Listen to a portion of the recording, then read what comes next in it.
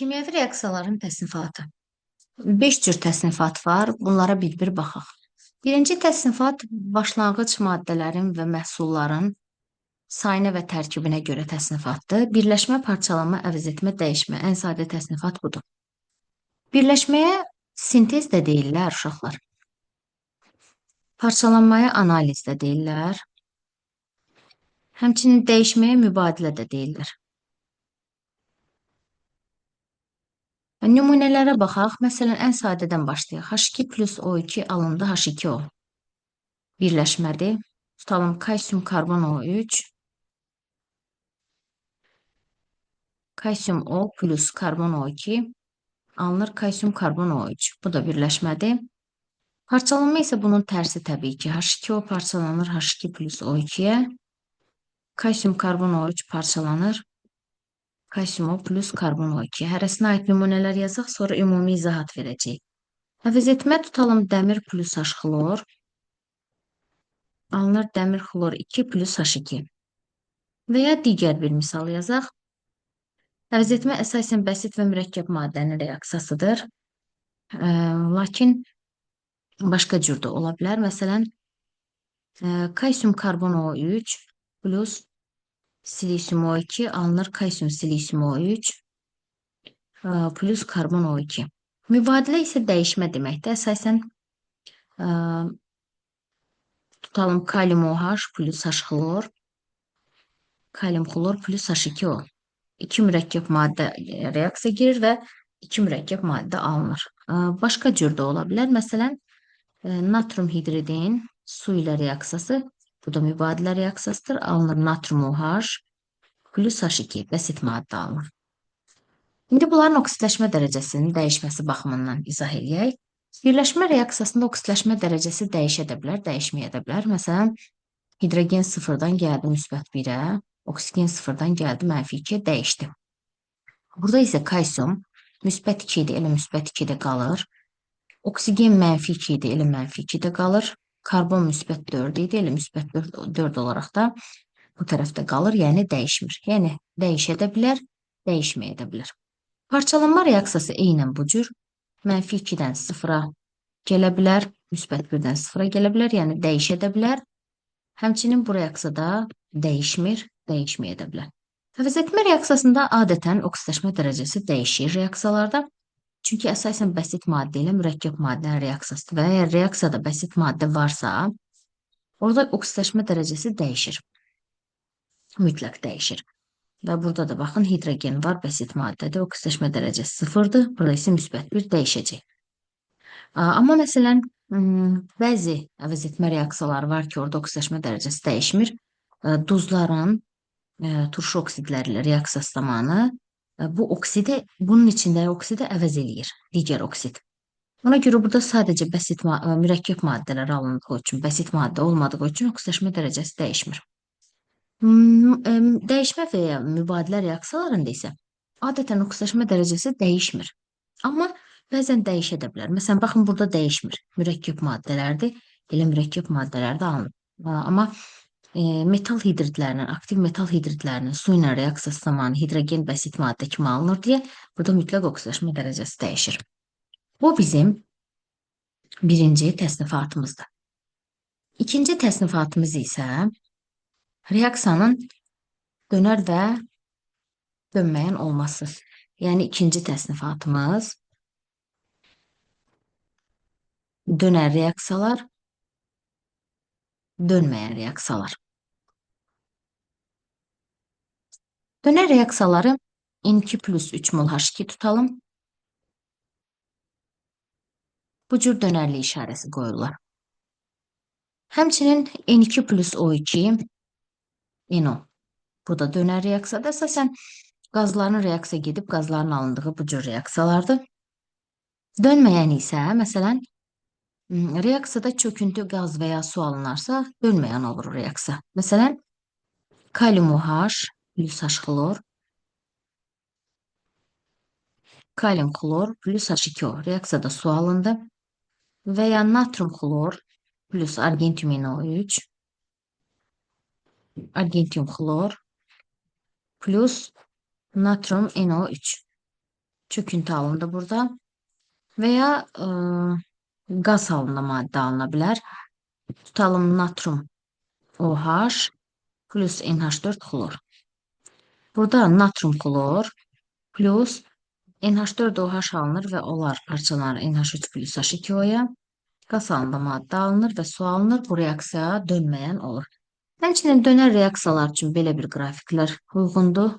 Yəni qrafik başlanğıc maddə sıfıra gəlib düşmür, amma dönməyən reaksiyalar üçün qrafik adətən belə olur. Qrafik gəlib sıfıra enir. Hər hansı bir maddə mütləq sıfıra çatır. Belə. Üçüncü təsnifat isə homogen və heterogen reaksiyadır. Homogen reaksiya nə deməkdir? Homogen reaksiya, məsələn, H2 plus xlor 2. Hər ikisi qaz halındadır və ona görə də qaz, bu da qaz. Hər iki aqreqat hal qaz olsa və ya hər ikisi maye olsa, bu homogen olacaq. Amma heterogen o deməkdir ki, məsələn, kükürt plus oksigen, SO2. Bu bərk haldadır, bu isə qaz halındadır. Belə olanda heterogen olur. Və nəzərinizə çatdırım ki, uşaqlar, hər ikisi bərk olsa da heterogen olur. Bir bərk maddə olsa da, iki bərk maddə olsa da yenə də heterogen olur. Məsələn, dəmir plus kükürt, dəmir S. Bu da heterogen sayılır. Ha, yəni bu hər ikisi bərk olduğu üçün homogen sayılmır. Bu belə. Bizim dördüncü təsnifatımız isə olacaq endotermik və ikinci eksotermik reaksiyalar. Endotermik, endo daxilə deməkdir, minus 2-dür. Eksotermik isə xarici deməkdir, plus 2-dür. Ekso, eksit, yəni xaric deməkdir. Və endotermik reaksiyalara baxaq, əsasən parçalanma reaksiyaları. Bu, ümumiyyətlə udulma deməkdir. Bu isə ayrılma deməkdir, yəni istiliyin ayrılması. Endotermik əsasən parçalanma reaksiyaları, natrum nitratın parçalanması, yəni bu endotermikdir, çünki parçalanma reaksiyasıdır. Məsələn, suyun parçalanma reaksiyası endotermikdir. Amma məsələn, birləşmə reaksiyası da ola bilər ki, endotermik olsun. N2 plus O2 NO, bu istisnadır.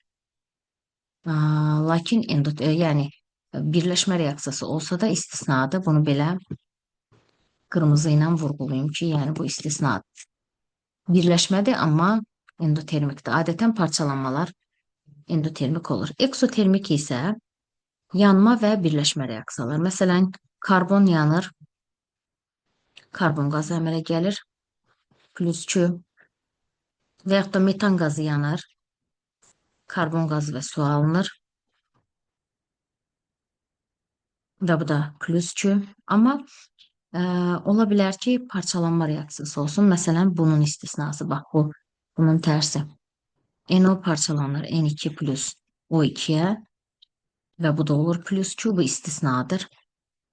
Və başqa bunun kimi ammonium bixromatında parçalanması var. O da həmçinin parçalanma reaksiyası ola-ola. O eksotermikdir və məsələn, qüvvətli oksidləşdirici kimi kalium xloratın parçalanması da eksotermikdir. Bunlar testlərdə nisbətən az düşən hallardır. İndi isə burada bəzi məsələlərə baxaq. Məsələn, tutalım 2H2 plus O2, 2 mol H2O və plus Q tutaq ki, belə istilik effektinin verildiyi reaksiyalara, məsələn, 572-dir burada. Bu cür reaksiyalara deyirlər, deməli, termokimyəvi reaksiyalar. Və həmçinin, baxaq burada məsələləri necə həll edir. Ümumiyyətlə, burada bu 572 nədir? Q-nün yerində durur deyə bu 572, müsbət 572 kilojoule. Bu istilik effektidir. İstilik effekti.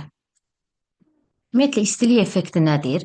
Həmin bu tənliyin bu əmsallarında əmələ gələn və ya m, udulan istiliyin miqdarıdır. Həmin bu tənliyin bu cür əmsallarında eyni bu hal baş verəndə. Amma əmələ gəlmə və yanma istiliyinə baxaq. Məsələn, əmələ gəlmə istiliyi nə deməkdir? Həmin bu istilik effektinin əmələ gələn maddənin əmsalına nisbətidir. Bu hansı halda ola bilər? Başlanğıc maddələr bəsit olanda. Başlanğıc maddələr bəsit olanda biz əmələ gəlmə istiliyi anlayışından istifadə edə bilərik. Yəni, əmələ gəlmə istiliyi bərabər olacaq 572-ni böləcək əmələ gələnin əmsalına. Yalnız bəsit maddələrdən əmələ gəldiyi halda. Yanma istiliyi isə bunun üçün xüsusi bir hal yoxdur. Yanma istiliyi 1 mol maddə yanarkən ayrılan istilik, yəni 572 yenə də 2-yə böləcək, lakin bu 2-yə. Bu müxtəlif rəqəmlər ola bilər. Və burada bəsit də ola bilər, mürəkkəb də maddə ola bilər və həm yanma istiliyinin, həm əmələ gəlmə istiliyinin vahidi kilojol böl mol. Burada mol olduğu üçün kilojol böl moldur. Həm yanma istiliyinin, həm əmələ gəlmə istiliyinin vahidi kilojol böl moldur. Belə, buna aid məsələlərə də baxacağıq ayrı-ayrılıqda. Bir də istilik effekti haqqında bunu deyə bilərik ki, bərk maddə mayeyə və maye də qaz halında maddəyə çevrilən zaman bunları belə eləyək. Burada minus Q-lərdir. Belə yadda saxlayırıq ki, düzünə olanlar minus Q-dür və bu proseslərin əksinə olanlar plus Q-dür. Bunu yadda saxlamaq vacibdir, çünki testlərdə çox istifadə olunur. Bundan əlavə uşaqlar, məsələn, natrum 0-dır, gəldi oldu natrum müsbət 1. Baxın, elektronunu veribdir. Elektron qoparılıb ondan. Elektron qoparmaq üçün bu parçalanma sayıldığına görə istilik udmalıdır ki, bu. Deməli, endotermik olmalıdır. Bunu necə yadda saxlaya bilərik? Daha asan. Bura ortaya nə yazacağıq? 1 elektron çıxılır. Xon üstündəki bu çıx rəqəmi buradakına işarəcə bərabər olur. Və ya məsələn flor. 1 elektron alır, flor mənfi 1-ə çevrilir 0-dan. Burada plus 1-dir deyə, burada olacaq plus Q. Amma bu sizi çaşdıra da bilər. Delta H ilə veriləndə və ya bu şəkildə veriləndə çaşdıra bilər. Məsələn, verə bilər ki, natrum 0-dan gəldi, natrum müsbət 1-ə plus 1 elektron belə eləyə bilər. Məsələn, bunu tez keçirdirik bura. Minus 1 elektron və bu isə avtomatik çevrilir olur. Bizim bu işarə gəlir minus Q. Yəni, istilik udulmalıdır ki, elektron oradan qopsun. Belə, bu kimyəvi reaksiyaların 4 təsnifatı. Kimyəvi reaksiyaların təsnifatında 4-cü təsnifat istilik effekti geniş mövzuda, həddindən artıq genişdir. Orada Hess qanunu filan məsələlərdə tətbiq olunur və bəzi məsələlərdə rabitə enerjiləri filan, rabitə deməli istilik effektinin kimyəvi rabitənin enerjisinə uyğun olaraq tapılması filan biraz geniş mövzudur. Ona görə də ətraflı testlərin üzərində dayanacağıq və həmçinin oksidləşmə reduksiya reaksiyaları 5-ci təsnifatımızdır. Onun haqqında da geniş danışacağıq. Sadəcə ümumi 5-ci təsnifatda məlumat verək ki, oksidləşmə dərəcəsinin dəyişməməsi ilə gedən reaksiyalar. Məsələn, kalsium plus karbon O2 alınır, kalsium karbon O3. Burada dəyişmir. Amma ikinci oksidləşmə reduksiya reaksiyaları. Bu isə oksidləşmə dərəcəsinin dəyişmə reaksiyalarıdır. Dəyişməsi ilə gedən reaksiyalardır. Mütləq orada bunların hər hansı biri olmalıdır. Mütləq ya bəsit maddə olmalıdır, ya N2O, NO2, hər hansı peroksid olanda o reaksiyada solda və ya sağda başlanğıc maddə və ya məhsul bunların hər hansı biri olanda orada oksidləşmə dərəcəsi mütləq dəyişir. Məsələn, buna aid nümunələr deyə bilərik. Tutaq ki, Dəmir OH-dan 2 dənə plus H2O2 alınır, dəmir OH-dan 3 dənə. H2O2 var burada, reaksiya mütləq oksidaşma reduksiya reaksiyasıdır. Bunu əslində belə də demək olar ki, burada dəmirin oksidaşma dərəcəsi 2-dir, burada müsbət 3-dür, ona görə də dəyişib deyə. Və yaxud da ki, NH4NO3-ün parçalanması N2O plus H2O reaksiyada N2O varsa bu mütləq deyirik ki, oksidaşma reduksiya reaksiyasıdır və ya belə tapırıq. Burada -3-dən azot müsbət 5-dən gəlib müsbət 1-ə, yəni dəyişibdir. Ona görə də bunlar mütləq oksidaşma reduksiya reaksiyasıdır və ya kalium xloratın kalium xlor və oksigenə parçalanması. Burada mütləq bəsit maddə alındığı üçün bu oksidaşma reduksiya reaksiyasıdır. Çünki bəsit maddədə oksidaşma dərəcəsi 0-dır. Birləşmənin içində isə fərqli rəqəmdir.